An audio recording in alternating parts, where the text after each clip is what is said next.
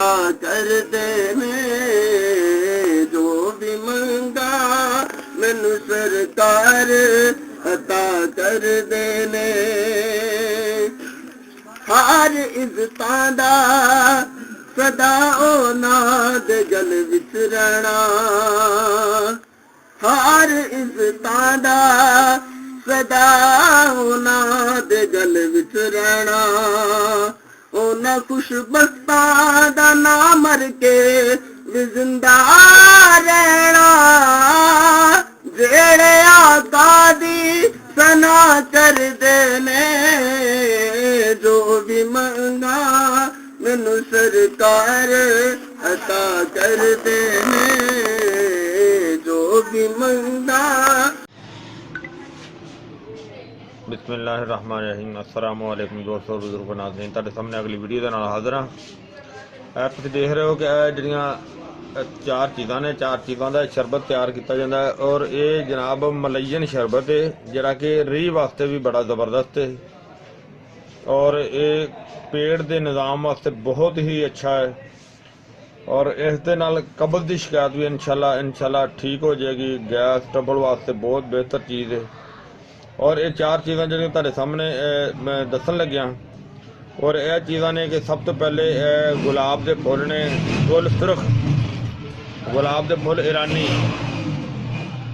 गुलाब के फुल ने और उस तो अगे अमलतास और इन्हां चीज़ों के होर भी नावां दे विच इन्हां नूं पुकारिया जांदा, लेकिन फिलहाल तुहानूं मैं एक नाम दसांगा, लेकिन उर्दू दे विच लिख के नाम जिहड़े ने ओह तुहानूं मैं मजीद विच रख दिआंगा और इसकी वीडियो जी असी डबल बना देंगे, इनू इंग्लिश के लफ्ज़ों के वीडियो बना के जी उन्होंने रख देंगे। और जी अगली चीज़ है सना मक्की है, सना मक्की तो अलावा अरके गुलाब है। यह तो मैं फिलहाल जरा ना एक सैंपल दिखा रहा कि अरके गुलाब जरा ना वो इस शामिल करना है और ये जी चार चीज़ों का मरकब इस तरह बनाना है कि यह जोड़े गुल सुरख ने अद्धा अद्धा अद्ध पा और जड़ा सना मक्की है यह भी अद्ध पा यानी कि 100 ग्राम और 100 ग्राम यह लेने ने और यह जोड़े अमलतास है अगर इनका तुसी गुद्दा कट लवोगे विचों तो उनका गुद्दा एक पाइया होना चाहिए है। अगर यह गुद्दा नहीं कढ़िया जाता तो ये जड़ियाँ फलियां अगर असी इन्होंने फलियां नूं कुट के इहदे विच पाने आ यानी कि इन्हों दल्ड फल्ड करके अच्छी तरह तो इनू विच पाने आ फिर ये फलियां कम अज कम 1 किलो के करीब होनी चाहिए ने और उस दे विच जिहड़ा अरक और अरक तकरीबन 4 लीटर होना चाहिए है और ये चीज़ां जिहड़ियां तुहाडे सामने असी इनू तैयार करने आ, तैयार करके तुहानूं खाने और सब तो पहले असी जिहड़ी इनू कुटांगे, इनू थोड़ा जिहा नरम करांगे, दल्ड फल्ड करने आ। हाँ जी, देखो सारा असी कुट के ते इनू तैयार कर लिया और हुण असी गुल सुरख ईरानी भी तो जिहड़ियां आइटमां सारियां इकट्ठियां कर दित्तियां ने और हुण इहदे विच इस तो बाद जनाब असी तैयार हो गया। हुण इहदे विच अरके गुलाब जिहड़ा ना असी वो पा के ते इहनूं भगो देंगे, वो भगोने तुहाडे सामने। बिल्कुल तैयारी हो गई थी, तैयारी करके तो हुण बिस्मिल्लाह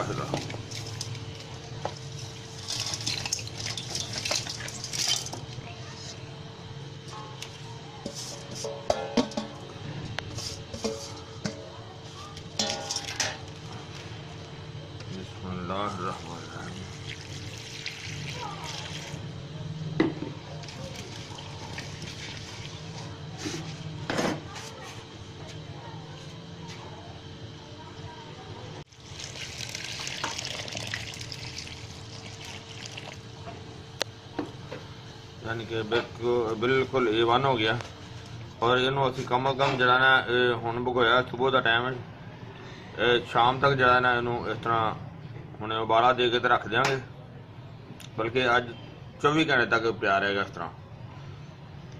उस तो बाद तुहानूं दिखाने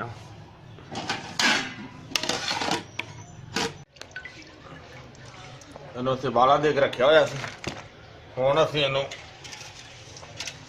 सारा मलबा इहदे विचों कढ दित्ता क्योंकि उन्होंने अच्छी तरह पकाया भी, अच्छी तरह मलिया भी अच्छी तरह।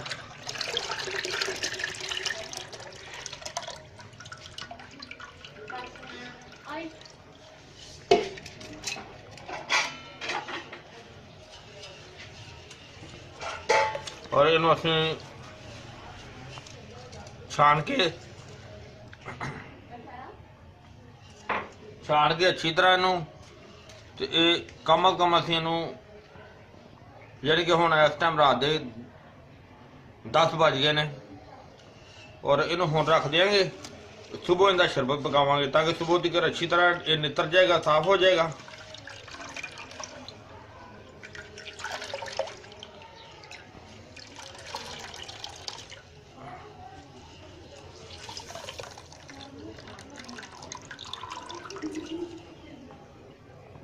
हाँ जी, आ देखो असीं इनू पुणिया मतलब कि नतारिया सी, नतार के जो पानी उतारिया थले देखो किन्नी मट्टी तरह मट्टी बैठी हुई है।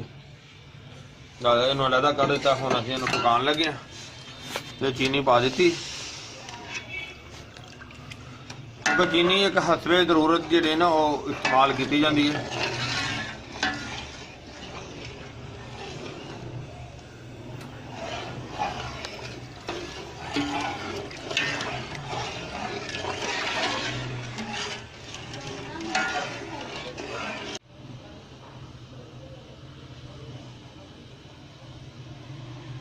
हाँ जी, उबाला हो रहा, बड़ा जबरदस्त उबाला हो रहा।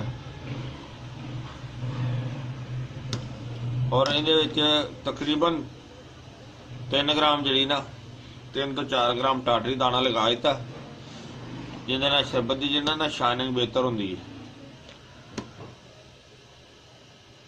और इनू हुण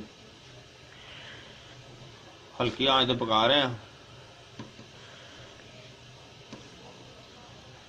देखो ना हल्की जी मैल झल जी आ गई, साफ सैड ते हो जाएगी।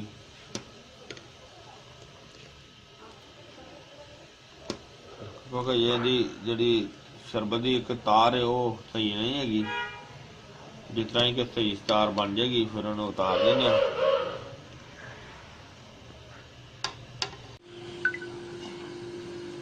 हाँ जी, यह बिल्कुल तैयार हो गया, बेहतरीन A1 हो गया। और इनू असीं हुण दोबारा जो ना इनू महफूज करने, बोतलों पैक करने तो फिर तुहानूं दिखाने जी। माशाल्लाह असीं पैकिंग कर दी इन्हां दी, तुसीं देख रहे हो जी। माशाल्लाह बहुत अच्छा, बड़ी ज़बरदस्त चीज़ है। इहदा जनाब फायदे जिहड़े ने पेट के अफारे वास्ते, कब्ज़ वास्ते, पेट की गैस वास्ते बहुत ही अच्छी चीज़ है। रीह नूं खत्म करता है। मलैयन है इनके जी आइटम तुम देखिए सारिया बहुत अच्छी तो बड़िया आला किस्म दी सी। और ये जनाब 2 चम्मच जड़ा ना वो पी के उतो गर्म दुध इस्तेमाल किया जाए तो बहुत ही ज़बरदस्त चीज़ है। सिर्फ एक टाइम ही काफ़ी है इसका इस्तेमाल। अगर छोटा बच्चा हो यानी कि बहुत ज़्यादा छोटा नहीं, कुछ छोटा हो तो उसके वास्ते 1 चम्मच इस्तेमाल करके उतो नीम गर्म दुध पिलाया जाए। अगर वड्डा बंदा हो, लेडीज़ हो या जेंट्स हो, इनू 2 चम्मच जड़े ने वो पिला के उतो 1 कप गर्म दुध का इस्तेमाल किया जाए तो माशाल्लाह इनका बहुत ही अच्छा तो बड़ा आला किस्म का फायदा होएगा। ये वीडियो जी है मेरे दोस्तों भरावां नूं मैनूं उम्मीद है कि बहुत अच्छी लगी हुई होगी। मेरे दोस्त भरा जिहड़ा ना इस वीडियो नूं लाजमी शेयर करन और मेरे चैनल नूं हर्बल जिंदगी और देसी पंसार TV उन्होंने सबसक्राइब करन। इंशाअल्लाह अगली वीडियो नाल फिर मिलांगे। इजाज़त, अल्लाह हाफिज़, अस्सलामु अलैकुम व रहमतुल्लाहि व बरकातुहू।